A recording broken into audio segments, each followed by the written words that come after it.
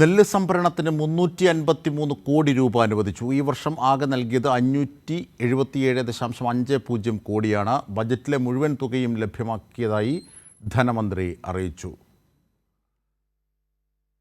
നെല്ല് സംഭരണവുമായി ബന്ധപ്പെട്ട് നിലവിൽ കർഷകൻ നേരിടുന്ന പ്രതിസന്ധികൾക്കുള്ള ഒരു വലിയ ആശ്വാസം കൂടിയാണ് ഇത്തരത്തിൽ 353 കോടി രൂപ അനുവദിക്കുന്നതിലൂടെ എത്തുന്നത്. ഈ വർഷം ആകെ നൽകിയത് 577.50 കോടിയാണ്.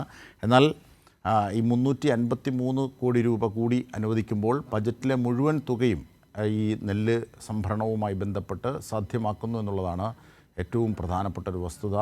ബജറ്റിലെ മുഴുവൻ തുകയും ലഭ്യമാക്കിയതായിട്ടാണ് സംസ്ഥാന ധനമന്ത്രി KN ബാലഗോപാൽ അറിയിക്കുന്നത്.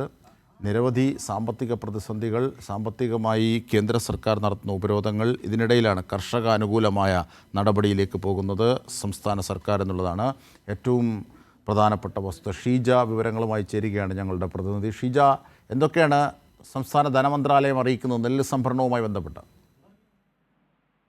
അജിംഷാദ്, ഏതായാലും നെല്ല് സംഭരണത്തിന് 353 കോടി രൂപയാണ് നിലവിലിപ്പോൾ അനുവദിച്ചിരിക്കുന്നത്.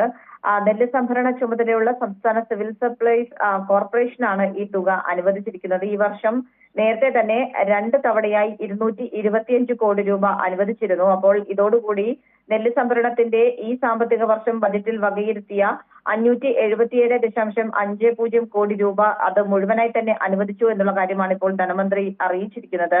നെല്ല് സംഭരണത്തിനുള്ള കേന്ദ്ര സർക്കാരിന്റെ താങ്ങുവില അത് സഹായ കുടിശ്ശിക അനുവദിക്കാത്ത സാഹചര്യത്തിലാണ് സംസ്ഥാനം അടിയന്തരമായി ഈ ഒരു തുക ലഭ്യമാക്കിയിരിക്കുന്നത്. കേന്ദ്രത്തിന്റെ താങ്ങുവില അത് ചരക്കുകൂലി സഹായത്തിൽ 835 കോടി രൂപ നിലവിൽ കുടിശ്ശികയാണ്. 2017 മുതലുള്ള കുടിശ്ശിക തുകയാണ് ഇതുവരെയായി കേന്ദ്ര സർക്കാർ നൽകാത്തത്. പക്ഷേ കേന്ദ്ര വിഹിതത്തിന് കാത്തു നിൽക്കാതെ നെല്ല് സംഭരിക്കുമ്പോൾ തന്നെ കർഷകർക്ക് വില നൽകുന്ന രീതിയാണ് കേരളത്തിൽ സംസ്ഥാന സർക്കാർ ചെയ്തിട്ടുള്ളത്. അതുകൊണ്ട് ആ രീതിയിൽ അത് കൂടുതൽ കർഷകർക്ക് ആശ്വാസകരമാകുന്ന ഒരു തീരുമാനം കൂടിയാകും ഇപ്പോൾ സംസ്ഥാന സർക്കാർ അനുവദിച്ചിരിക്കുന്ന ഈ 352 കോടി രൂപ.